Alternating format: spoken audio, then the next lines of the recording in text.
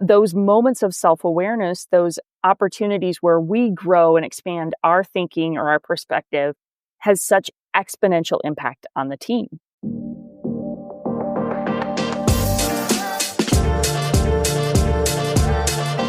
Welcome back. Today on Smart Girl Summer, I'm joined by my brilliant friend, Jenni Catron. She's a leadership expert, author, and the powerhouse behind the Foresight Group. We dive into how to boost your productivity without burning out, how to spot a toxic environment and what to do if you're in one, and why healthy team culture is the secret weapon every leader needs. Jenni brings the kind of clarity, wisdom, and passion that'll have you rethinking how you lead and how you live. Okay, let's dive in. Jenni, my old friend, it is so great to have you back on the show. You are a smart girl. Welcome back to Smart Girl Summer. Thanks so much, Allie. We got a few years under our belt. We do. We have a few years, but it's super fun, and I love being a part of this. So thanks for having me on. Of course, we're going to have a great time. So say you meet somebody you don't know, and they say, what do you do for a living? How do you describe it to them? I have to tell you this by sharing a story. My niece, just this week, she's 8, and she said to me, what do you do? And I, tried to describe it pretty simply of I coach leaders and help them build great teams. And she said, are you a consultant? I was like, well, yeah, I'm also, right now, I was like, where did you learn the word consultant? And I said, well, yeah, actually. And she said, well, consultants tell people they're doing the wrong thing. And I was like, well, maybe. But it was just this really funny conversation. But to answer your question, I'll tell you what I told her is I coach executive leaders to help them build great teams. That is great. Speaking of consultants, before my husband retired, every time he worked in hospitals and every time new consultants came into a hospital system where he was working, he would go, oh, the insultants are in. It's going to be terrible. Insultants. That's brilliant. So, whenever I have consulted with companies, I realize there's so many people like my husband who's like, well, here's a new insultant. And so I always tread carefully to win those people over. Yes, exactly. I just thought it was the funniest thing. I'm like, first, you're 8. How have you even heard the word consultant? And then where did you get that interpretation of it? But it was pretty amazing. So I tend to use coach like you. Mm-hmm. I love to coach leaders. So that's pretty good. What do people get wrong about what you do? What's a misconception? I focus a lot on organizational culture and team dynamics. And people often assume that as soon as they hear the word culture, they think we're trying to cater to every employee's whim and expectation, when in fact, culture is much more complex. It's really the entire environment and experience you're creating for your team. And it's not just about the kumbaya stuff. It's actually about creating a clear mission, vision, values, organizational structure, goals, responsibilities, expectations, values. There's so much that shapes culture, but people perceive it to be just the warm, fuzzy, make employees happy kind of work. Yeah. Well, let's do free lunch on Fridays. That's totally culture. Yeah. Yep. But great culture is key with vision and that's right. Doing what you say you're going to do, and everyone understanding why they're here and everyone being held accountable. So Are you mostly right now, are you still going on site to different organizations, different churches, and kind of helping hands-on and observing? What does that look like in your career in 2025? It keeps evolving because for years, that's what it was. It was I was on the road almost every week, going and working with a leader or their team. And there's still some of that, but I now have a team of 6 other coaches that they are primarily the ones going and facilitating the work on site with clients. So that's still core to what we do. We love to go in, we love to work with a leader and their team to say, hey, let's assess where you are. Let's define where you want to be. Let's build a plan to get you from, here to there.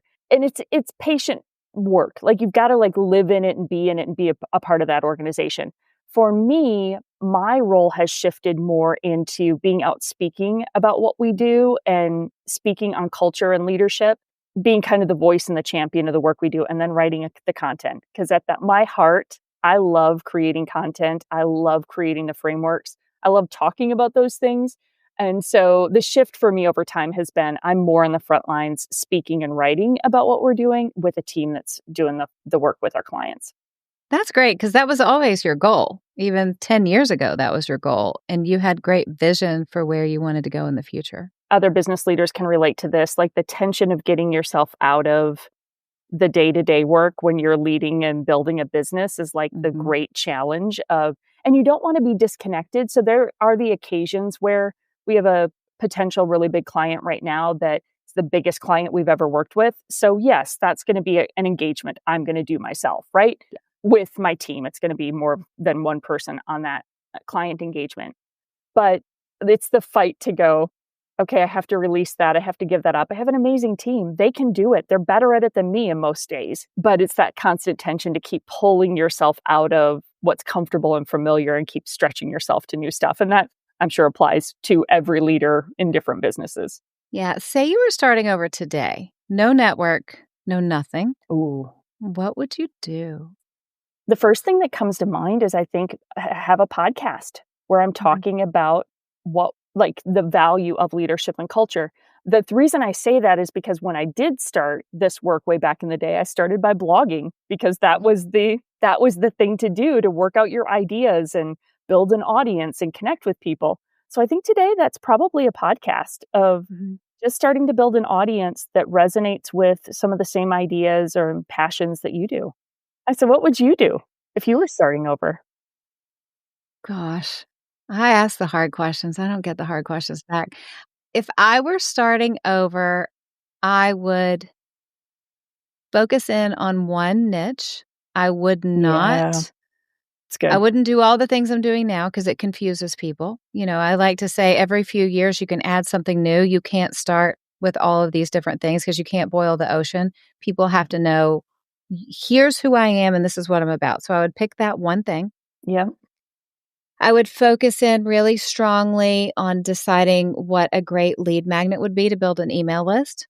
And I would probably first year go for social media and building the email list and growing that email list and then start something long form.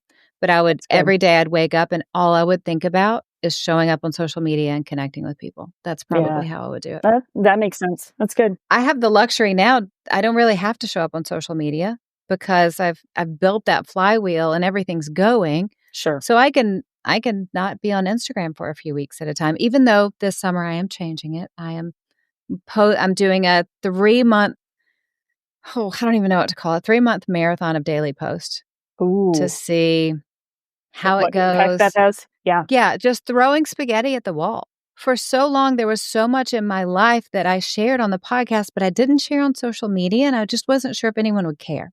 Yep. Like health topics, emotional wellness topics, things that I'm so passionate about. Yep.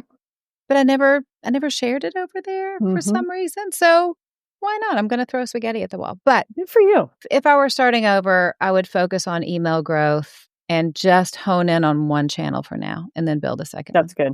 That's really good. We needed you to coach us on that more so than me. I think that when people are first starting out, there's so many options right now that leads to analysis paralysis. Completely. Yeah. When you really just need to go, okay, I'm going to focus in on this one thing. So for you, you go all in on the podcast. You'd make sure that podcast is the best thing that ever happened. You'd send 12 email a day, making sure people knew about that podcast. So good. You know, you would be the queen of cold calling to tell people about that podcast, right? That's right. You'd be aggressive about it. Yeah. It was not like you would start a podcast and it's not like you'd start it and be like, well, I hope someone listens. Like, there's a lot of push. One of the reasons I started Smart Girl Summer is because there's this concept that we who are successful, the Lord just blessed us with success in business. And I love telling the stories of, oh, this was great, but it was also terrible. I mean, before we started recording, we were talking about the app and it's, you know, it takes a long time. We were together last October and I was filling you in on the app and it's just forever and hard and confusing and makes you feel imposter syndrome all over again. New things are always difficult, whether it's the first new thing you've done or the 5th new thing you've done. For you, you may not even want to answer this publicly. Do you have an idea for something in the future that kind of scares you or makes you a little nervous? Oh, man.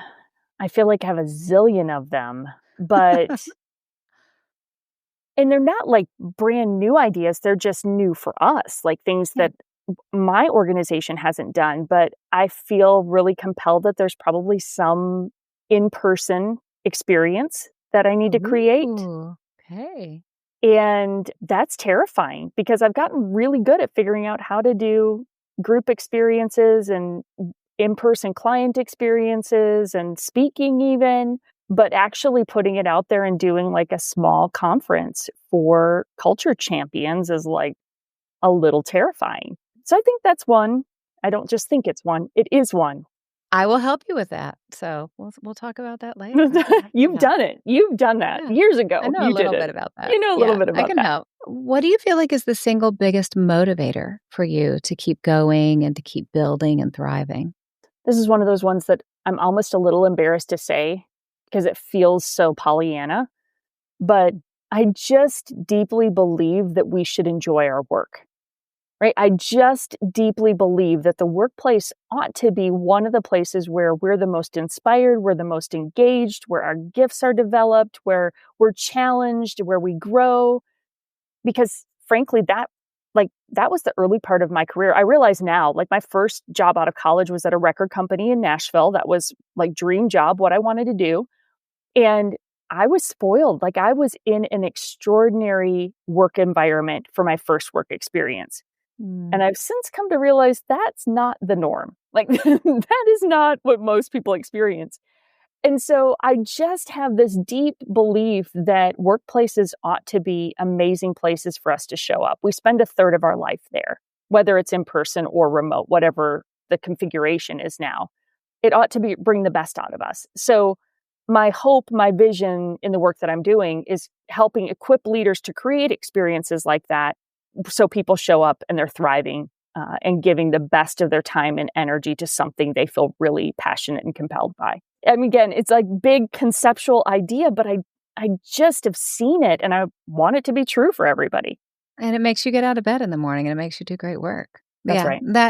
That resonates with me as someone that's known you for 87 years. 87 years. And you do this, Allie. Like you did this with your team. You're so intentional about that.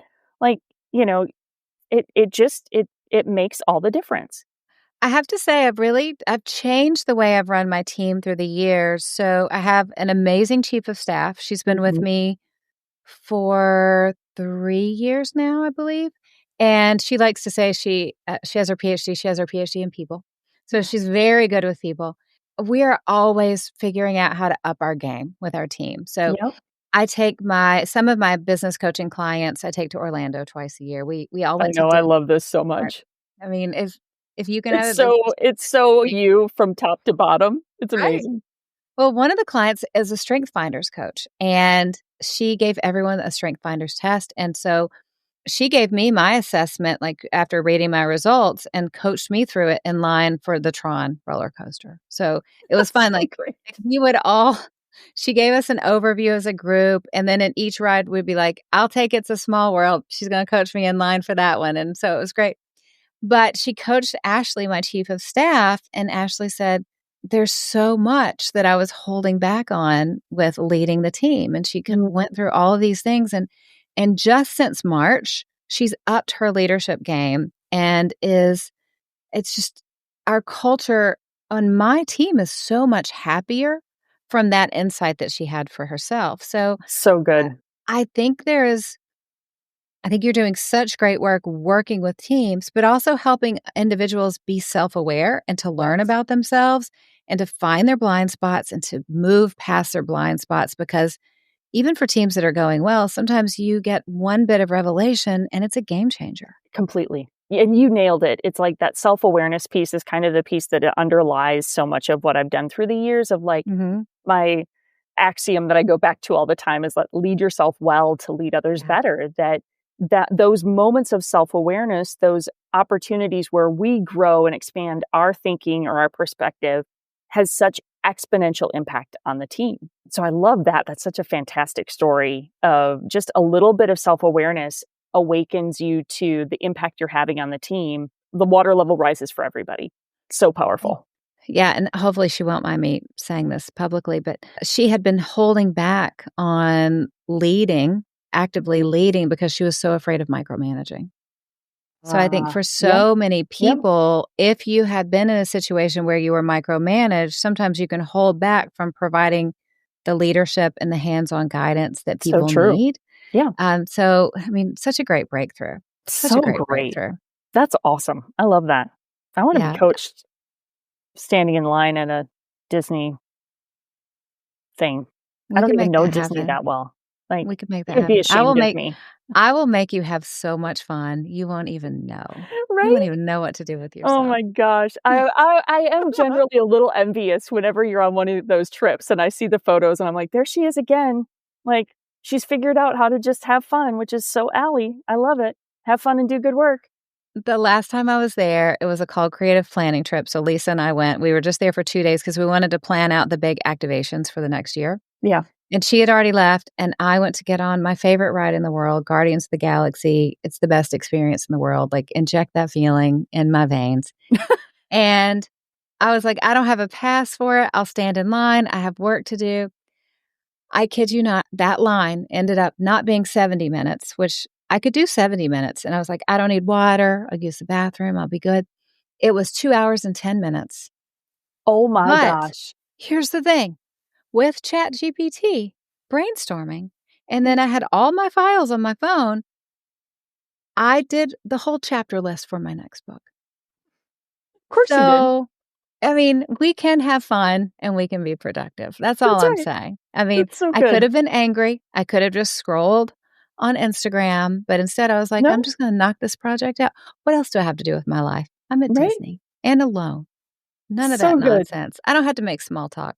Okay, for you, you may not be in line for 2 hours and 10 minutes for Guardians of the Galaxy, but how do you stay productive when you don't feel like being productive? Oh. I think for me, I just need to do like, I need to get myself started. So I'll Mm, usually pick 1 or 2 simple things that I can do quickly, I can do mhm, easily. They might even not be the top of my to-do list. Like, they might not be the 3 biggest things. Because typically what happens to me when I'm having difficulty feeling productive, it's usually because I feel overwhelmed by the scope of things that I have to do. That's often how it is for me. I just start to feel the yeah, overwhelm and I shut down. So to me, it's like I just need a couple of little wins. So I'll go pick something on my to-do list that I can knock out pretty quickly and I can feel nice. that momentum. So that usually kickstarts me. Or another thing that's valuable to me is if I have a big productive day, this feels counterintuitive, but if I have a couple of big things that I need to do, I actually get really energized if I'm either being on a podcast or recording a podcast episode. Because whenever I'm talking about what I do, that energizes me. So whenever I'm doing the thing that I actually love doing, like that gives me a boost of energy. So I've noticed like I typically will leave podcasts for late in the day because they're easier for me to do because the later Mhm. in the day it goes, the less energy I have. But sometimes I notice, you know what? I might need to put them at the top of the day because it gets my mind in the space thinking about the things that I'm learning or growing or doing. And then I have the momentum to carry me into the next thing I need to do. So it's finding what are the things that just quickly bring you energy, tapping into those. And then that gives me the momentum to keep going. Oh, that's so smart. I really love the quick wins. One thing that I'll do, I time block everything. So just about every 30 minutes or every 60 minutes of my week's time blocked. I'm sure Totally. yours is too. Yes, completely. And if there's something, say I have something that I'm supposed to do for an hour, and I'm like, I absolutely don't want to do that. I will set a timer and go, I'm just going to do it for 15 minutes. And if I can get through the resistance of That's that good. 15 minutes, I'm fine. Yep. But I have to prepare myself for the resistance. I have to prepare myself that I don't want to do the work. This is uncomfortable. I'd rather be doing something I love. But if you can get through, I call it the resistance wall, Yep. then you can get that hour's worth of work done. But Completely. the Yeah. wall will just take people down If you if you're just not focus careful. on it, you'll just sit there for the whole hour not getting anything done, which is then is the worst feeling in the world, right? You're like, "I just wasted a whole hour," and knowing both of our schedules, it's like, I don't have You don't margin to have waste it. a whole hour, right? Like, if No, I'm not maximizing that hour, then I feel worse about things. But I love that, like giving yourself that 15-minute window. For me, it's like one of those quick wins. Then I start to go, okay, and distracts me. Because that's the other thing. I start to fixate and focus on, oh, I've got to get this done and I really don't feel like doing it. Another thing that I will occasionally do is I'll just pull out a journal and I'll just scribble for like a page worth of like frustrations. And then Yeah. sometimes that also like snaps me out of it. Oh, I like that. That's really good. Yeah, I have to just say all the angry things I feel about not wanting to do what I want to do to my That's fair. journal, who won't emotionally react to me. And then My youngest is 17, and I'm forever saying to him, I need you to do what sucks before what's fun. Just do what sucks. I know it sucks. I know you don't want to do this, but it's this true has got though. to be your rule of life. If this isn't your rule, life's going to be so hard. It's true. Okay. You may not want to answer this question either, but this is a big one. Working with so many organizations, what are, say, 3 big signs there's a toxic culture? Oh, so I will answer this question. Well, of course, you're not answering this based on anyone you've ever worked with. Correct. This is Correct. just, you're pulling it out of thin air I'm here. pulling this out of thin air. There are no examples. No. So I think sometimes we hear toxic and we think of those extremes, but a lot of times the toxicity is avoidance, poor communication, lack of clarity, and over time they fester and become toxic and unhealthy. It's so good. I'm sure so many people are listening going, And we've all been in them, right? Yeah. Yeah. So if someone finds themselves in a toxic work environment, what is just a practical step that he or she could do? First of all, really challenging place to be if you're not in a seat of leadership where you have disproportionate influence on shaping it, right? So you kind of feel stuck if you're like, I don't feel like I'm in a very healthy environment. Maybe you really love the work that you do. Maybe you don't have another choice. For whatever reason, you're like, I'm here. Evaluating what does the organization like aspire to, like vision, mission, values, like just clarifying, is what they aspire to aligned with what I want to do? Like, even if they're not living into that, at least if they're saying, hey, here's who we are and how we want to work together to achieve our mission. This is the mission, vision, values that guide us. If there's alignment there, like you're like, yes, this is why I'm here. This is what I want to be a part of. Committing to living into that yourself. Because the reason I say make sure that you're in alignment, because if you're part of an organization and you hold this really deep value in about something and the organization doesn't value that, well, you're just going to be constantly in conflict. And I think you need to determine, is that the right place for you? But if the organization is saying, yes, these things are really important to us, maybe they're not aware that they're not living into it. But if you can live into those values and you can begin modeling it, you will influence change. Every person in the culture influences the culture. So everybody's helping contribute to it. So the first step is just make sure you're not contributing to the dysfunction, right? Like saying, hey, I need to show up the best version of me that's in alignment with who we say we want to be as an organization. Then I would go to your leader and say, hey, here's where I'm noticing a disconnect. Like, I understand that our values are that this is how we want to operate as a team, but I'm seeing these inconsistencies. Is there anything I can do to help with shaping our culture? Like going with a posture of not just pointing out the problems, but going with a posture of, hey, I'd love to be a catalyst. I'd love to be helpful in shaping our culture. What that's likely going to do is probably bring awareness to something a leader's not aware of, right? So they might not know that it's inconsistent or incongruent. They might be thinking, oh, it's all fine, but you might actually be illuminating it without just being the tattletale, right? You're going and saying, hey, I really want to help contribute to this in a positive way. How can I do that more? And then you're paying attention to what's that reaction or response. Are they receptive to that? They're eager to hear your ideas. They want to know more of what you see. Then that's super positive and helps you, again, influence it better. And then the other thing I would say, and this is probably a longer answer than you wanted, is whatever team you're responsible for, do your best to show up as the best of who you are, right? Like, again, what is our mission? What's our vision? What are our values? how do I ensure that my team, the influence that I have, that we are living into that? And what I see time and time again is when a specific team gets serious about that and doesn't let the mediocrity, let's say, of the rest of the organization just overwhelm them as well. But they say, you know what? No, we're going to show up as our best. We're going to really live into the culture we aspire to. It starts to get noticed. All of a sudden, you're the team everybody else wants to work with. All of a sudden, the leaders of the other teams are saying, hey, what are you doing? Because your people actually look like they want to be there. All of my team love working with your team. What's going on? So you begin to have the snowball effect of that momentum takes over pretty quickly. So those are a few things. It's really good. Thank you. I love that. This is why I have you on. Now, you wrote an amazing new book. Did you finally write this book because you were off the road? That's a great You had time to question. do it? No, I wrote this book in all the margins, just like you do. Re- Yes. Okay. Tell me the story. How did you know this was the book? Let's go through. This was the next book Yeah. because we talked about it 87 years ago. I mean, Oh, for sure. you've been planning it. I've been planning this one for a long, long time.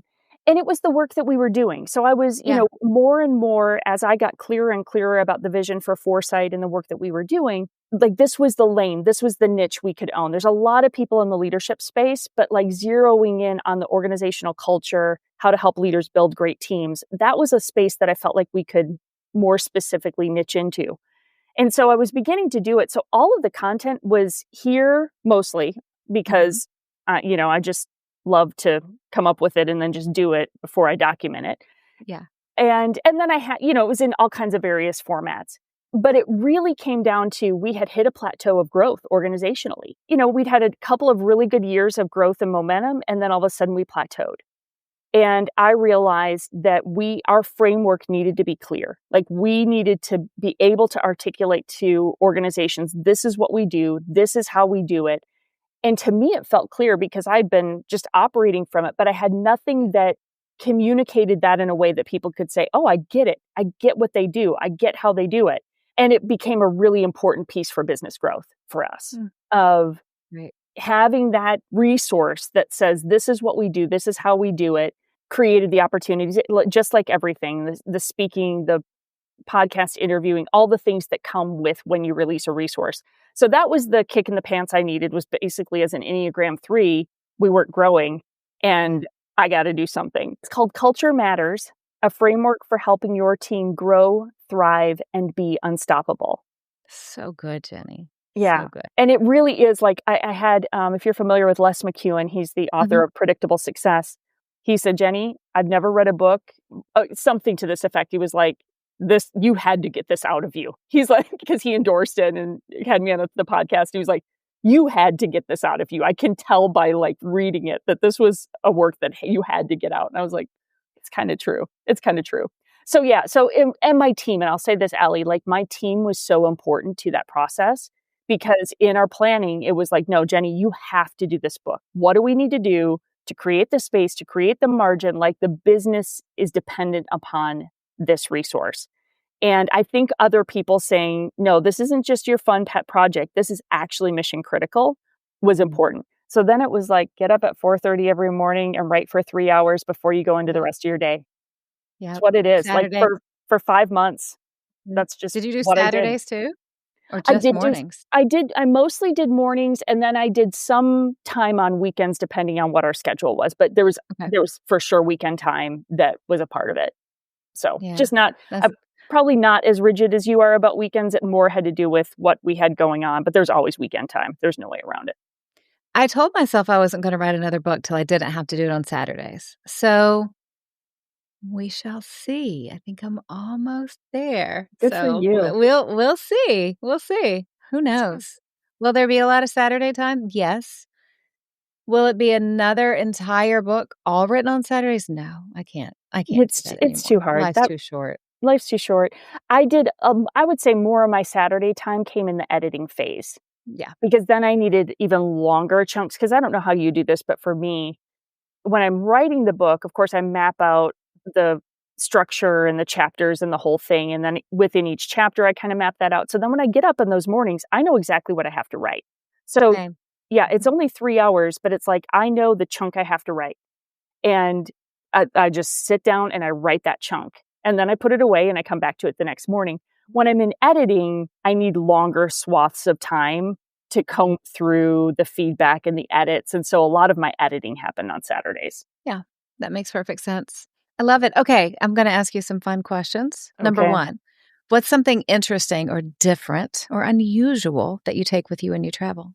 Oh, that's good. My first thought is it's not really different or unusual, but my workout clothes. Like I am like You're religious dedicated. about, yeah, it's like because I travel enough still, like I can't not. So that's really important. Tea. You know this, Oh, I'm a of tea drinker. course. And so I have to bring my own tea because I am a tea snob. Like there's no good tea anywhere unless I brought it myself. Can we talk about the unfortunate study that came out this year about tea bags? You know what? I didn't see it, but I don't generally use them. Well, I have switched to loose leaf, Mhm. or sometimes I will use tea from tea bags if I really love it and I'll put it in the container. It releases like a gazillion the bags, especially the plastic bags. It's just like drinking plastic. Even Yeah. the cloth bags, it's very sad. It is very Is sad. I there didn't see that, isn't but that makes sense because it changes the flavor. So Yeah, I am a snob about I brew only loose leaf. I make my own okay. blends of tea now, Allie. I don't even know Oh, if I've told you that. Jenny. Like, I have my own No. blend, like, I love it. But it makes sense because yeah, those tea bags, it doesn't surprise me. But yes. Just like, is nothing sacred? For No, Pete's sake. We can't even drink green tea without drinking without drinking microplastics? plastic. Okay, I ask this question to everybody, and it makes me chuckle getting ready to ask you this question. What about a favorite skincare or cosmetic? I know exactly why you chuckled about this because I was like, "Nah." I like I'm lucky if I have skincare and cos no, I do skincare. I do You do, skincare. yeah. I'm pretty religious about that, but I don't like to change it up. So I recently had the products I were using, they changed stuff up and I was like, "Dang it, now I've gotta change my skincare routine." But I haven't found what I love, so I don't even wanna name it Okay. because I'm not terribly happy with it. And then beyond that, I just don't care. I do what you tell me to do. It's the Now, truth. what about sunscreen for your face? What are you loving right now? You have to use Sunscreen sunscreen on for your face because face, your I skin looks do. great. Yeah, I do use sunscreen for my face. So I do use a product called Color Science that Mhm, has their foundation has sunscreen in it, and then they mhm. also have this sunscreen powder. Like it's a brush that Oh, powders on, and okay. I really Mhm. like that. And then if I'm like actively at the beach, Neutrogena has a really nice like SPF 55 that's good for face that I like that one. I If I use the Neutrogena stick, the mineral stick. yes. Yeah. Yeah. I They actually use it every day under my makeup. do you really? I do. Oh, that's yeah. That's great. I mean, it doesn't break me out. It works. It Yeah. just I use it everywhere above the collarbone. Oh, that's smart. I do like that product. I haven't used the stick product, but the other Mhm. it's the same mineral one. I bet it's the same, just in lotion form. Yeah, and it's very gentle. I have rosacea, so normally Oh, sunscreen will burn my cheeks, but yeah. it works really well. Oh, that's a good. That's good. I know, so that's a vote there. I'm up here in Um, Wisconsin. I don't need sunscreen that frequently. I mean, I wear it every day, but it's not very bright up here. that's fair, but it is beautiful. What about a favorite guilty pleasure? Oh, pizza. Mm, I love pizza. Like I eat like a 5-year-old. It's true. I really do love pizza. And then I love finding local like, ice cream places whenever I travel, like, finding, like, a it's fun. good, like, small batch ice cream, I really Mhm. enjoy that too, so that's another one. Oh, I love those things. Okay, what about a favorite online tool or Mm. software or app? Something that you're using a lot that makes your life wonderful. I do enjoy seeing what ChatGPT spits out at me, so that's actually Pretty amazing. pretty amazing, pretty ridiculous, so that is fun. I really enjoy the app that starts my car. Especially living in Wisconsin. Yes. Like, it's like the happiest app. It's like, "Oh, I can start my car." I got a new to me car. It wasn't a brand new car, but I got a new to me car last fall, right Mhm. before winter. And so actually having a car that I could start remotely so that the heat would be on was like It's pretty great. a lovely game changer. So that feels really silly, but I'm one of those people who drives a car until the wheels fall off, and my last car was a 2008, and so it had it had some life. And so I got a new car and I was like, look at all these fancy things that cars do. And it's still a 5-year-old car. I didn't even get a brand new car, but it's pretty fancy for That's me. great. I'm the same way with mine. I have a 4Runner. It's a 2016, and I Yeah, will drive that until the wheels fall off. And there's so completely. many new features now that just weren't available in 2016. I get in other cars and go, this is amazing. Whenever I get a new car, Mhm. I'm going to have all these bells and whistles, but I got to wait till the wheels fall off. Completely. Yep, I'm the Yeah, same way. Yeah, it was I pretty love I it. mean, and then if you wait that long, you're so surprised by the fabulous things you can have. I know. It's great. I know. I love it. My husband's a car person. So every year he's like, it's time to upgrade, time to upgrade. And I'm just not. I'm not And I either. go, no, I'm I didn't great. even wanna get rid of my 2008. I was like, "I still love this car." Like, I loved it. It was just a fun little zippy car, and it was just time because So it was just I time. will say, as someone who's ridden in your cars, it was a lovely car. It was a great Well, car. hey, thank you so much for coming on the show. Tell everybody where they can find you. Gosh, Allie, this is so fun. So fun to catch up. Thanks for having me on. You can find me at Jenni Catron on all the social media, and our website is getforesight.com, GET, the number 4, SIGHT, and podcast, lots of free resources, an assessment for your culture. All of that is on the website. So I'd love to connect more. Oh, thank you, Jenny. You are the best. And we need to make sure we see each other more than once a year. For sure. Thank you so much, Allie. You're welcome, friend. How fun was that, right? I'm giving away copies of Jenny's book to enter to win. If you're watching on YouTube, make sure you're subscribed and you leave a comment. If you are listening, take a screenshot, tag me and tag Jenni Catron, and you'll be entered to win a new book from Jenny. And as always, thank you for being here. Thank you for investing in yourself. Thank you for investing in your leadership. Thank you for investing in your self-awareness. So much of what Jenny and I talked about is the importance of self-awareness in leadership and how we should strive to be more self-aware so we can lead people better, so we can love people well, so we can leave a legacy that is positive and we're equipping people and we're helping people live the life that they are called to live. Thank you for investing in you. It is my joy to get to coach you. It's my joy to get to cheer you on and remind you that with God, you have what it takes. So keep stepping up, keep showing up and loving well, because you know the truth. You can't break a woman who gets her strength from God. I hope you have a great day, and I'll talk to you again soon. What am I doing? And cut.